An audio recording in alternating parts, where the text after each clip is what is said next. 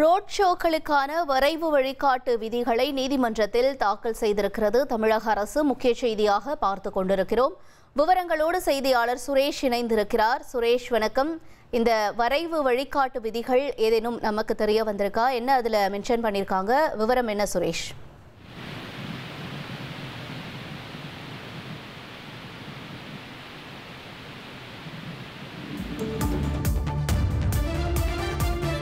அரசியல் கட்சிகள் ரோட் ஷோக்கள் நடத்துவதற்கு வரைவு வழிகாட்டு விதிகளை நீதிமன்றத்தில் தாக்கல் செய்திருக்கிறது தமிழக அரசு. வரைவு வழிகாட்டு விதிமுறைகளை சென்னை உயர்நீதிமன்றத்தில் தமிழக அரசு தாக்கல் செய்திருக்கிறது. முக்கிய செய்தியாக பார்த்து கொண்டிருக்கிறோம்.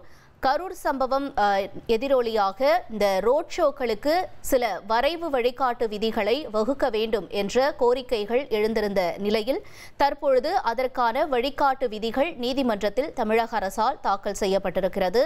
வரைவு வழிகாட்டு விதிகளின் நகல்களை வழங்க தாவேக உள்ளிட்ட கட்சிகள் கோரிக்கையும் விடுத்திருப்பதாக தகவல் வெளியாக இருக்கின்றன. செய்தியாளர் சுரேஷ் இணைந்திருக்கிறார். இது தொடர்பான தகவல்களை வழங்க. சுரேஷ், வணக்கம். மேலும் விவரங்களை பதிவு செய்யலாம். வணக்கம்.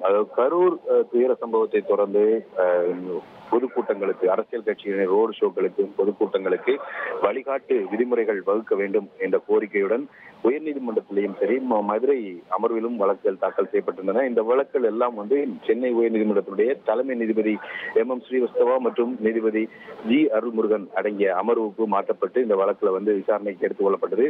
கடந்த முறை இந்த வழக்கு விசாரணைக்கு வந்தபோது இந்த ரோடு ஷோக்களுக்கு அனுமதி வழங்குவது தொடர்பாக வரைவு வழிகாட்டு விதிமுறைகளை தாக்கல் செய்ய வேண்டும் என்ற உத்தரவுடன் இன்றைக்கு விசாரணையானது தள்ளி வைக்கப்பட்டிருந்தது. இன்றைக்கு வழக்கு மீண்டும் விசாரணைக்கு வந்தபோது தமிழக அரசு தரப்புல இந்த ரோடு ஷோக்கள் மற்றும் பொதுக்கூட்டங்களுக்கு அனுமதி வழங்குவது தொடர்பான அந்த வரைவு வழிகாட்டு விதிமுறைகள் தமிழக அரசு தரப்பில் கூடுதல் தலைமை வழக்கறிஞர் ரவீந்திரன் தாக்கல் செய்தார். அப்போது அவர் 23 கட்சிகளிடம் கலந்தாலோசித்து இந்த வழிகாட்டு விதிமுறைகள் தயாரிக்கப்பட்டிருக்கிறது. இது மட்டுமல்லாமல் இந்த வழிகாட்டு விதிமுறைகளை பொறுத்த வரைக்கும் 40க்கும் மேற்பட்ட பதிவு செய்யப்பட்ட கட்சிகளுடைய கருத்துக்களையும் கேட்டு இந்த வழிகாட்டு விதிமுறைகள் வகுக்கப்பட்டிருக்கின்றன. இந்த விதிகளை அந்த மனுதாரர்கள், அதாவது அதிமுக, தாவேக மற்றும் தேசிய மக்கள் சக்தி கட்சி ஆகிய மனுதாரர்களாக இருக்கக்கூடிய கட்சிகளுக்கு வழங்கினால் மற்ற கட்சிகள் தங்களுக்கும் வழங்க வேண்டும் என்ற ஒரு கோரிக்கையை எழுப்பக்கூடும்.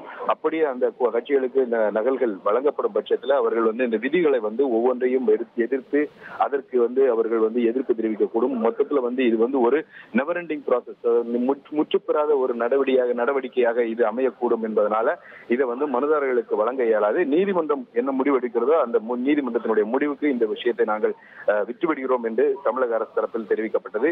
அதே சமயம் தாவேக தரப்புல இந்த வரைவு விதிகள்ல தங்களுக்கு வழங்க வேண்டும் என்ற ஒரு கோரிக்கை முன்வைக்கப்பட்டது.